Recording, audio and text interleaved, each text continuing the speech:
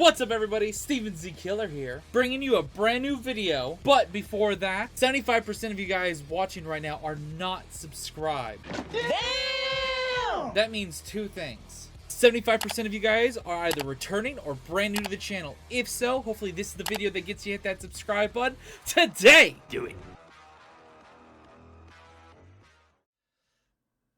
What's up everybody, Steven Z Killer here, bringing another reaction to some more game theory on Five Nights at Freddy's. This just dropped. Help me solve the impossible. This is just dropped maybe almost 5 hours ago. You guys let me know about it on the Discord, and you know, it's what I like to do. I like to check out the theories. I like to enjoy myself with these theories, but if you guys haven't done so already, please show your support by coming over to the channel, liking, and subscribing to the Game Theorist channel. Help them hit 20 million subscribers. I know that's their goal. I know that's the channel's goal right now. So, going into this, I'm excited. I'm excited. It's been a while since we've had something regular FNAF. I think the last few ones when it came to FNAF on the Game Theory channel, it was about the FNAF movie. So, go check out those as well. They're on the channel, reaction-wise. And also, just don't miss out on content. Lots of content coming every day on this channel, and some exclusive hype content over on my second channel. Remember, if you aren't aware, I recently have hired some editors to make some videos for the second channel weekly. So, don't miss out on that content. Link for the second channel down below. I'm trying to hit 1,000 subscribers before this end of the year. And luckily, with me pushing this and everything, we're already very close to 1,000 subscribers. We only need a little bit left. So go over there and subscribe. Also, there's 2 videos that have been made and uploaded by the editors. So check those out. More to come. And also, I stream here on YouTube on this channel. And I'll soon be streaming over there on that channel too. So don't want to miss out on any of the streams? Then yeah. Okay, I'll leave you to it. See you on the flip side. Ooh, that seems a little on the loud side. Give me a second. Oh, I will catch you on the flip side. Hopefully. I called it. I totally called it. 8 years ago, I told you that the purple guy was the phone guy, and now here we are. William Afton, our killer, is on a phone saying, "See you on the flip side," just like phone guy did all those years ago. Finally, I've been vindicated. I guess that movie kind of made that connection, yeah. Hello, Internet. Welcome to Game Theory, the show where every victory is bittersweet. You see, while I should be super happy that I just had one of my oldest FNAF theories confirmed, instead, I'm haunted by the unsolved mysteries of the past. Let me explain. At this point in the series, I feel like we have a really solid understanding of the story. We know the broad strokes, we know the general timeline, and the few big lingering questions that we've struggled with are starting to come into focus. Where's the placement of Sister Location? Well, the most recent games and books have hinted at its connection to the Fredbear. And there is going to be so much more once the VR game comes out. By the way, who's hyped? Because it's coming out, I think, next month. But there's still not an official release date for it. For the VR.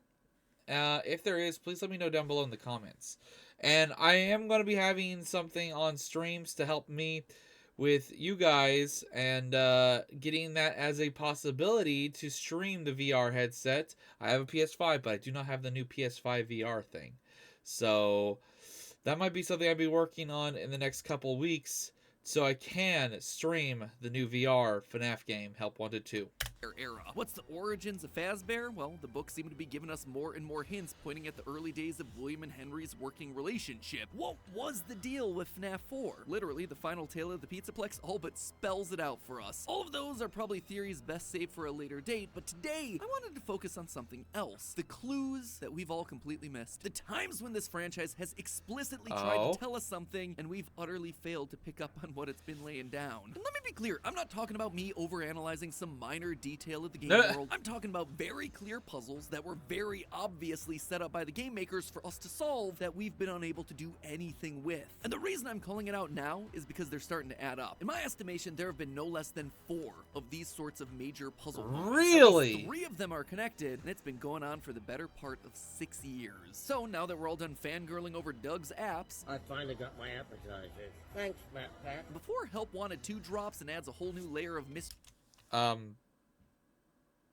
I'm guessing that's a meme of some type. Please explain in the comments. I don't get that one. Mysteries to solve, I wanted to take a minute to stop and see if now, finally, we were able to solve these mysteries once and for all. The pieces are in place for us. The question is, are we able to put them together? The first one of these is also the most recent, so it should come as no surprise to see me bringing it up here. The tally marks codes that we found hidden throughout Fnaf Ruin. For those of you who have no idea what I'm talking about, in the newest game, right before you reach Bonnie Bowl, there's a corridor with a number of real doors, as well as several blocked off AR doors. If you walk through one of the real life doors, you'll find a room full of baby plushies. This is already a bit weird because the game makes it a point to call out the fact that baby should not be here. Specifically with the AR plush baby toy where the description reads, quote, "What's she doing here?" The answer, we suspect, is that the Pizzaplex, sister location, the FNAF 6 location, and the FNAF 4 house are all practically built on top of each other. Or at the very least exist as one connected series of buildings. We go into the basement of the Pizzaplex only to find the FNAF 6 location. In a secret ending of Ruin, we see a version of sister location Scooper deactivating the mimic. And in one of the final Tales of the Pizzaplex stories, we read about how the FNAF 4 house is connected to Circus Baby's entertainment and rentals. So really, to answer Cassie's question, the baby plushies are here because they all share a connected history. A history that is gradually being excavated. Well, off the bat, I could say this. Probably the pizzeria simulator, hear me out.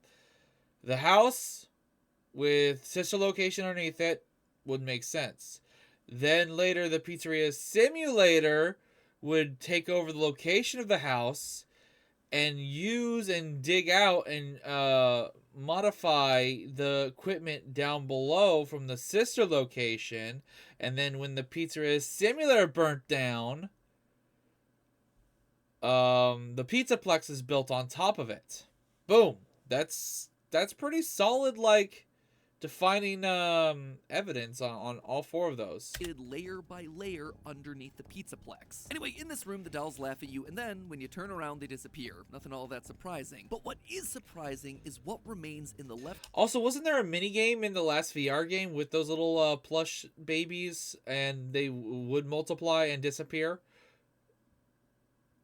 And not to mention, the next VR is going to have a ton influenced by sister location.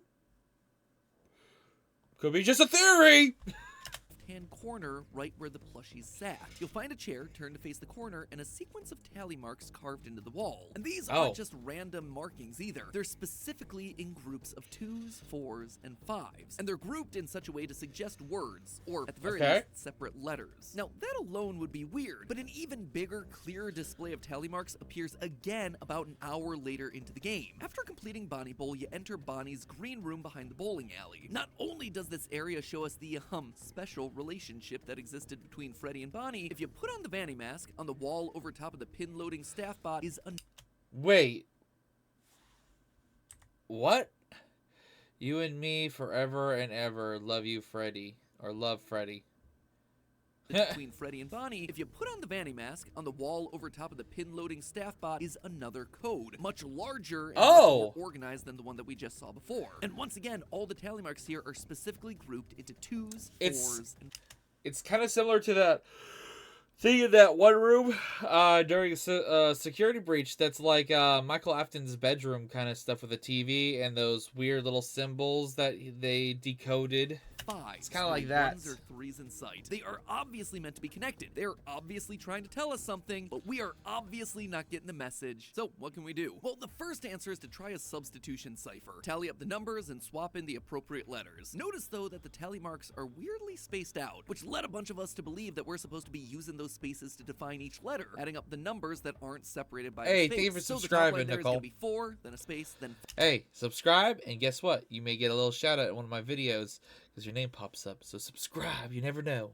544, which would add up to 13. It's a pretty darn self-explanatory system here. Doing that for the whole thing gives us a code of 4, 13, 6, 19, 4, 17, 7, 4, 16, 10, 8, 7, 27, 19, which, if you do a standard number to letter conversion, gives you this. DM, FS, D, Q, G, yeah. You know what, I'm just gonna leave it there. Clearly, this isn't working. It's just a bunch of random letters. You'll also notice that there's a 27 in that number. Yeah, I was about to mix, say which that. been our first red flag, considering that, you know, there's only 26 letters in the English alphabet. But Reddit user T-Girl Lunara wasn't deterred. Because the alphabet doesn't have 27 letters, they instead took it a step further and tried the whole thing as a shift cipher. A shift cipher is similar to a Caesar cipher, but instead of the numbers converting into standard letters like A1, B2, C3, etc., you instead mix up or shift the order in some way. So now, for instance, A is 7, B is 8, C is 9, and so on. Normally in a Caesar cipher, the alphabet then loops back around, so if A was 7, Z would then equal 6, but in a shift cipher, that doesn't happen. The numbers just carry on as is. So in this case, if A equals 7, then Z would equal 32. For this particular instance, Tigro Lunara put A equaling 4, which meant that 27 was now X, and gave us the entire code of Ajka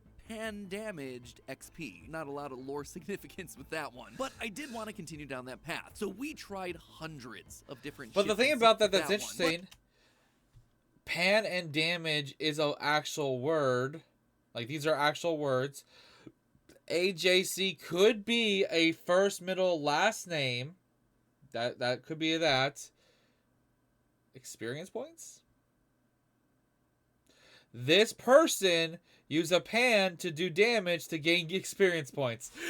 But I did want to continue down that path. So we tried hundreds of different shift and Caesar ciphers. They all came out as absolute gibberish. We also tried just unscrambling the words. Maybe there was another arrangement in there that would give us a more cohesive answer, but yet again, more gibberish. Another solution was presented by user Smartfella Fartsmella, great name there. We also tried adding up the numbers, but this time they didn't do it by adding up the numbers in each group, but instead the numbers in each column. Again, notice the odd spacing of all these tally marks. It can't be a coincidence. Wait, what if the tally marks, like the little blank spots right here, from this code, you need to get the other one from where the baby room was. If there's a way to possibly match these and put them together, that could make something, maybe? Right. The first column contains a 4 and a 5, so that would be 9. The second is just the 2, next up is 5, so on and so forth down the line. Ending up with this code. 9, 2, 5, 9, 13, 7, 10, 8, 21, 16, 20, 14, 17, 8, 2, 5, 4, 4. This felt promising to me, because unlike last time, we only had numbers that fell within the alphabet. So converting all of these numbers into letters, we got ourselves the following. I, B, Imgajup, Bed. We once again went through with all the classic Caesar ciphers and word unscramblers and all that stuff, but once again wound up with nothing. Back to the drawing board for the third time. An anonymous poster uploaded this onto Imager, and the same point was later brought to my attention by Reddit user NoRate. Basically, what they pointed out was that the tally marks in the corner of Baby's room make a 5x5 grid. A grid that, when rotated or flipped, can map perfectly onto the tally code that we see on the wall of Bonnie Bowl. NoRate actually took this information and pointed out the fact that the main grid arrangement seems to line up with something known as a polybius cipher, which uses a 5x5 grid of letters to scramble or unscramble codes. Basically, a number code like 53 would mean that you go along the top to 5 and then down 3, and boom, that right there is the letter for your phrase. And while it certainly seems promising at first, sadly the method also came up short. With only 2s, 4s, and 5s as the tally marks, the grid wasn't really giving us any information that we could use to decode anything. We needed an entire alphabet in here, not just a few random tally marks. The same held true for another famous 5x5 grid cipher, the Playfair cipher, which requires a code word to use. What could that code word be? Who knows? Did it feel like we were actually starting to make some level of progress here? Yes, absolutely. But did any of it yield us any results? No. But here's where things get really interesting. This isn't the first time Fnaf has stumped us with tally marks. Rewind backwards 6 years, my friends, to the release of the Freddy Fazbear Security Logbook, home to my two oldest and greatest nemesis, the Foxy Grid and the Dabbing Chica. For those of you who haven't been a part of the community for that long, let me quickly tell you that this seemingly innocent children's workbook was pivotal for decoding FNAF 4, for giving us the name of Cassidy, for frustrating us to no end with seemingly unsolvable number puzzles. The most notorious of them all was the Foxy Grid, a numeric grid with a hidden alphabet written into its squares, a grid that we still haven't figured out the use of to this very day. You ever read Moby Dick? At least are you familiar with the story about how Captain Ahab's obsessed with killing this giant white whale? This right here, this Foxy Grid, grid, that is my white whale. This thing haunts my nightmares. This grid keeps me up at night, which honestly are two very contradictory effects of this one grid on my sleep habits, but that is how infuriating this thing is. I am convinced that this grid will eventually give us the name of the crying child. I just don't know how yet. Anyway, one of the other clues that never really got a proper use out of this thing were a series of tally marks that were found throughout the book. The fact that they're in red pen tells us that they were written by Mike. Other than that, we don't really know anything about what they were trying to say to us, and so they've lingered on in the back of my brain for over half a decade. Why am I bringing them up now? Well, I wondered if there was a possible connection between these two sets of tally marks. You know, besides them just being tally marks. Guess what I found? Groups of 4s and 5s only. Yet again, we find ourselves with a collection of tally marks carrying. So this the has been same a specific small little sets of thing that's been numbers. Are they sprinkled connected, or is this throughout just a random things. coincidence? Not really sure, but the fact that tally marks keep getting brought up and also keep stumping us, that's just a wee bit infuriating. And yet the games still aren't done with this puzzle. You see, the tally marks are connected to yet another part of the franchise, Security Breach. Back during my playthrough of the original Security Breach, this room in the daycare section really caught my attention. I'm noticing that 2, 4, and 5 are different, which is weird. As someone who has dealt with a lot of codes and those are the numbers that are part of the tally marks. ARGs and things, that feels suspicious. I agree. 2, 4, and 5. 2 years before Ruin, some element, some essence of this tally code was still kicking around. But now the numbers were being matched with colors. And so Reddit user Comfortable Map 7594 took those tally marks and used these colors to create a sort of paint by numbers graphic, which I absolutely adore as a possible solution, though I absolutely hate the fact that it didn't seem to produce anything. Let me know down in the comments, do you see anything here? Because to me, all I'm seeing here is me getting depressed. So maybe we just take a break from trying to decode these things and instead take a minute to look at the world around these tallies to get a sense, a break from trends. Do you see anything? I don't really see anything besides, like, maybe it's trying to design an image. Maybe. Huh.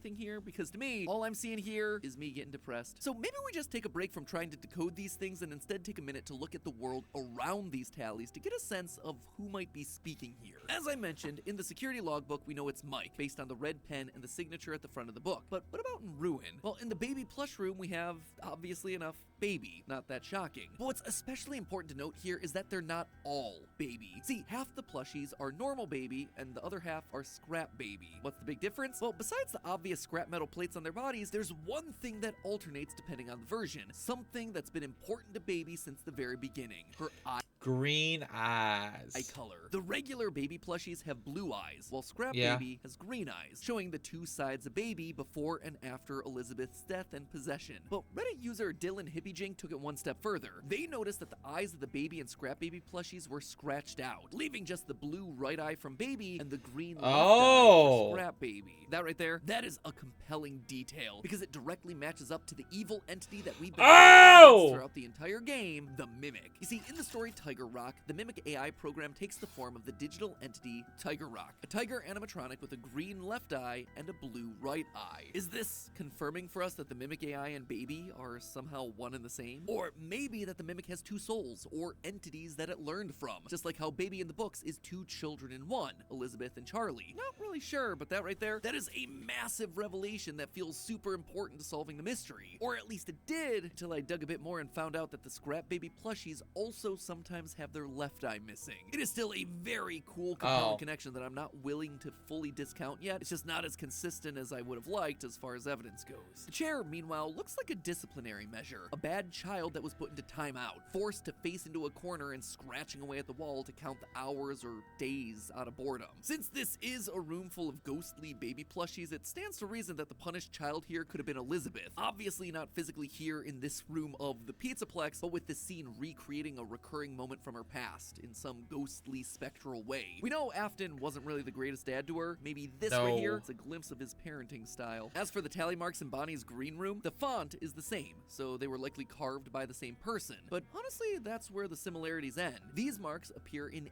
AR land, as opposed to Baby's, which are in the real world. This implies that whoever made Bonnie's marks either had the Vanny mask at some point or is connected to the digital network that's running the Pizzaplex. Bonnie's marks are also higher up on the wall, as opposed to Baby's, which are at floor level, easily reachable by a small I don't tile. think that So then matters as why much. these two rooms specifically? Well, a few things come to mind. If Baby is in fact connected in some way to the Mimic and or the neural network that runs the Pizzaplex, we can guess that Bonnie is too. When we deactivate the wet floor bots around the Pizzaplex, we also end up deactivating Bonnie. So that connection into the wider Pizzaplex interface may be important here. We also know that both Baby and Bonnie are quote-unquote missing from the Pizzaplex. Baby isn't supposed to be here, according to that AR description, and Bonnie was decommissioned from the complex. Again, they're obviously loose threads, but in a puzzle with no clear answer that somehow connects two very random, historically unrelated characters like Bonnie and Baby, every small detail here is absolutely worth considering. But that's more than enough talk about tally marks. Let me remind you of yet another numerical code that was just blatantly given to us by the devs that us as a community have been largely unable to solve. Remember those Mylar balloons that I was just freaking out about in Superstar Daycare? Well, they have themselves yet another appearance right here, on the 8th hole of Security Breach's Monty Gator Golf arcade cabinet. On this balloon, we get this. 3192. That's suspicious. A handful of numbered balloons. In reality, the number sequence is actually a lot longer. 6369553192. The fact that these are in Monty Gator Golf immediately made me wonder whether this code was the score they had to get in the game, except there are 10 numbers and only 9 holes. But when has simple math ever stopped the internet? User 00core00 tried a number of different combinations to see whether they could activate anything. Sadly, nothing. Then Ruin released with a new Monty Gator Golf arcade cabinet, and so people like Yusuf0808 tried again using this exact same code and still wound up with nothing. Here's the thing though, both of these games have been data mined to heck and back. If this code was meant to unlock something inside of Monty Gator Golf, we'd have heard about it already, which leads me to believe that it's something actually outside of the game. Much like I suspected with the tally marks, it's not about activating some hidden ending, it's about giving us a code, a cipher, a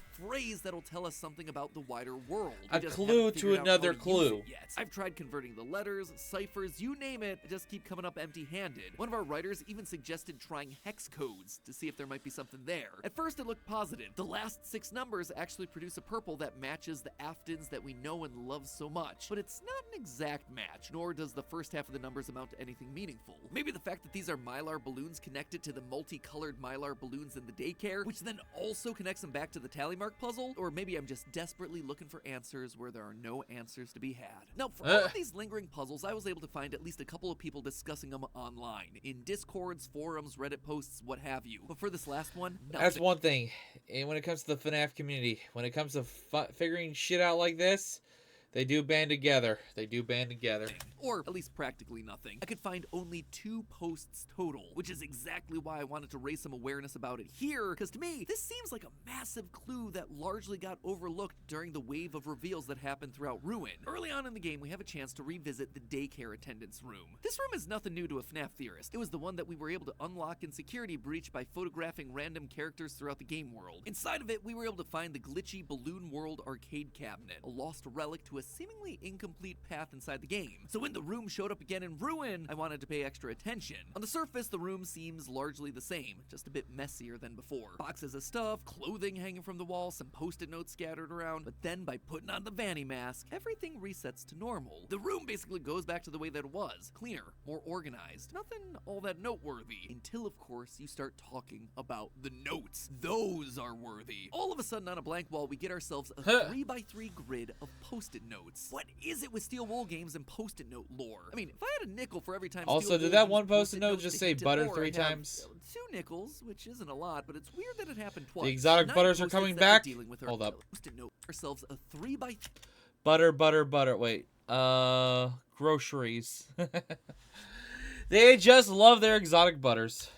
a lot, but it's weird that it happened twice. The 9 post-its that we're dealing with are as follows. One that says groceries with butter written 3 times. There's a collection of dots, a scribble, footprints, hearts and pizza, lightning bolt, sun and hill, stars and a microphone, and a selection of candy. As usual, my first thought was to jump into a cipher. Immediately you see how some of these post-its can relate to numbers. We have 2 feet, 4 stars, 7 dots, 3 butters, 3 lightning bolts. Felt like a really solid place to start, but obviously it wasn't going to be perfect. We have a pizza post-it, but are we counting the 2 slices of pizza pizza, the 4 hearts, or both? What about that squiggle? What's that stand for? Nothing? How about the hill in the sun? Is this meant to be FNAF 6's graveyard hill, so maybe we're counting gravestones? Or is this more likely counting the number of rays coming off the sun? Overall, converting the post-its to numbers wasn't really given the cleanest solutions, but it did feel like a step in the right direction. From there, when you look up how to solve 3x3 ciphers, the number one solution that pops up is the hill cipher. Now, when it comes to codes, a hill cipher is pretty darn complex, but overall, the key to deciphering one is a matrix, a table of numbers. And if you're using the English alphabet with its 26 letters, you're gonna need yourself a 3x3 matrix. Or let's just say a 3x3 grid of post-it notes. The numbers in the matrix represent the shifts that you're gonna have to apply to each letter of the alphabet. To encode a message using a hill cipher, you first convert the message into numbers. You can do this by assigning each letter of the alphabet a number from 0 to 25. For instance, A would be 0, B would be 1, and so on. Next, you multiply each letter of the message by the corresponding matrix. For example, if the first letter of your message is A, you would multiply it by the first row of the matrix. If the second letter of the message is B, you would multiply it by the second row of the matrix. The result is a new number which you can then convert back into a letter, giving you the encoded message. To decode, you just do the same in reverse. For instance, if I had this message,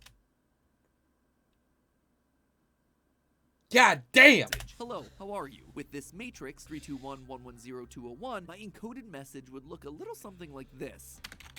I'm not even gonna try. Like I said, it's a pretty complex way of encoding something, but let's be honest with ourselves, when has FNAF ever not been complex? And after the wall code from Security Breach got broken in a day, Steel Wool was probably looking for something that's a bit harder, some with a bit more lasting power. So really, a hill cipher seems to Something where he could fuck with us. fit this new wall code nicely. There's just one problem. What exactly are we decoding? Sure, we have ourselves a rough matrix, but where's the number or letter sequence that we're trying to put through it? The balloons? The tally marks? I ran them both through a few variations of my own matrix. 3 for butters, 7 for dots, 2 for footprints, 4 hearts. All I have to say is look for more tally marks and whatnot when it comes to the FNAF VR 2. etc. But ultimately, I wound up with nothing to show for the whole thing. Again, it felt like we were getting close to a methodology, but I was just missing some crucial step in the process. So I tried a completely different approach. Rather than ciphers, did this collection of images mean something to me? The candy to me looked very similar to the drawings that we saw in the original post-it room from Security Breach. Same goes with the pizzas. The lightning bolts are designed similarly to the charging stations found throughout the Pizzaplex, as well as the bolt of lightning on Glamrock Freddy's Yeah, that's chest. the first Notice thing I flat noticed. tops on the lightning bolts, which makes them distinctly different from other lightning bolts that we've seen across the series, like the controlled shock button from Sister Location. The microphone and stars reminds me of Freddy and the gang. This group of 7 dots, certainly vague, but the number 7 has shown up before in both FNAF VR and the post-it room of Security Breach. Usually it represents the 7 victims, 5 missing children, Yeah. Charlie, and the crying child. 7 dots, 7 graves. You've got the hill in the sun, which is reminiscent of the hill during the Afton and Princess Quest endings, and the butters were obvious references to Sister Location's exotic butters.